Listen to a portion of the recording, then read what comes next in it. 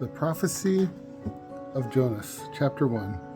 Now the word of the Lord came to Jonas, the son of Amittai, saying, Arise and go to Nineveh, the great city, and preach in it, for the wickedness thereof is come up before me. And Jonas rose up to flee into Tarsus from the face of the Lord, and he went down to Joppa, and found a ship going to Tarsus, and he paid the fare thereof, and went down into it to go with them to the Tarsus from the face of the Lord. But the Lord sent a great wind into the sea, and the great tempest was raised in the sea, and the ship was in danger to be broken. The mariners were afraid, and the men cried to their God, and they cast forth the wares, and were in the ship into the sea, and to lighten it of them. And Jonas went down into the inner part of the ship, and fell into a deep sleep. And the shipmaster came to him, and said to him, Why art thou fast asleep? Rise up, call upon the Lord, if so be that God will think of us, that we may not perish. And they said, every one to his fellow, Come, and let us cast lots, that we may know why this evil is upon us. And they cast lots, and the lot fell upon Jonas. And they said to him, Tell us, for what cause this evil is upon us? What is thy business? Of what country art thou? And whither goest thou? Or of what people art thou? And he said to them, I am a Hebrew, and I fear the Lord, the God of heaven, who made both sea and the dry land. And the men were greatly afraid, and they said to him, Why hast thou done this? For the men knew that he fled from the face of the Lord, because he had told them. And they said to him, What shall we do to thee, that the sea may be calm to us? For the sea flowed and swelled. And he said to them, Take me up, and cast me into the sea, and the sea shall be calm for you. For I know that for my sake this great tempest is upon you. And the men rowed hard to return to land, but they were not able, because the sea tossed and swelled upon them. And they cried to the Lord and said, We beseech thee, O Lord, let us not perish for this man's life, and lay not upon us innocent blood, for thou, O Lord, hast done as it pleased thee. And they took Jonas and cast him into the sea, and the sea ceased from raging. And the men feared the Lord exceedingly, and sacrificed victims to the Lord, and made vows. Chapter 2.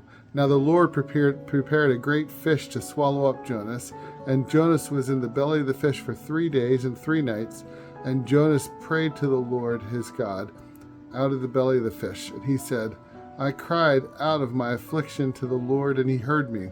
I cried out of the belly of hell, and thou hast heard my voice. And thou hast cast me forth into the deep, to the heart of the sea, and a flood hath compassed me, all thy billows, and thy waves have passed over me.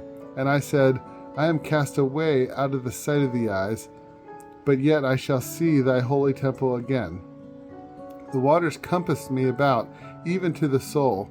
The deep has closed me round about, and the sea hath covered my head. I went down to the lowest parts of the mountains.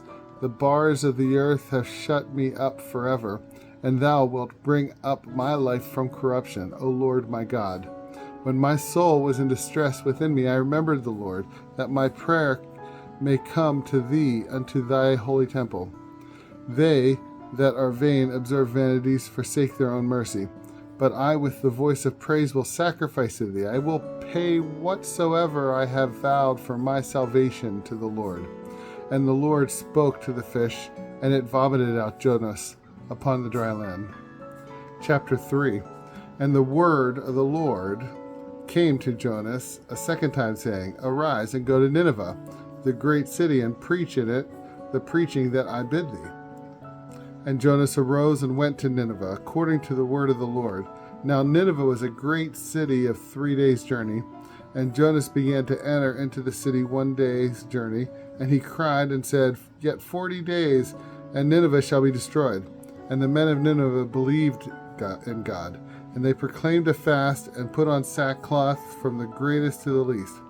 And the worst came to the king of Nineveh, and he rose. And the word came to the king of Nineveh, and he rose up out of his throne, and cast away his robe from him, and was clothed in sackcloth, and sat in ashes. And he caused it to be proclaimed and published in Nineveh from the mouth of the king and of his princes, saying, Let neither men nor beast, oxen nor sheep, taste anything. Let them not feed nor drink water. And let men and beasts be covered with sackcloth, and cry to the Lord with all their strength. And let them turn every one from his evil way, and from the iniquity that is in their hands. Who can tell if God will turn and forgive, and will turn away from his fierce anger, and we shall not perish? And God saw their works, that they were turned from their evil way, and God had mercy with regard to the evil which he had said that he would do to them. And he did it not. Chapter 4. And Jonas was exceedingly troubled, and was angry. He prayed to the Lord and said, I beseech thee, O Lord, is not this what I said when I was yet in my own country? Therefore I went before to flee to Tarsus, for I know that thou art a gracious and merciful God, patient and of much compassion, and easy to forgive evil. And now, O Lord, I beseech thee, take my life from me, for it is better for me to die than to live. And the Lord said, Dost thou think thou hast reason to be angry? Then Jonas went out of the city and sat toward the east side of the city, and he made himself a booth there. And he sat under it in the shadow, till he might see what would befall the city. And the Lord God prepared an ivy, and it came up over the head of Jonas to be a shadow over his head, and to cover him, for he was fatigued. And Jonas was exceedingly glad for the ivy. But God prepared a worm, and when the morning rose on the following day, and it struck the ivy, and it withered. And when the sun was risen, the Lord commanded a hot and burning wind, and the sun beat upon the head of Jonas, for he broiled with the heat.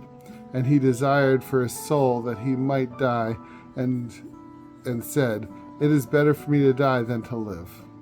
And the Lord said to Jonas, Dost thou think thou hast reason to be angry for the ivy? And he said, I am angry with reason even unto death. And the Lord said, Thou art grieved for the ivy, for which thou hast not labored, nor made it to grow, which in one night came up, and in one night perished. And shall not I spare Nineveh, that great city in which there are more than 120,000 persons that know not how to distinguish between their right hand and their left, and many beasts?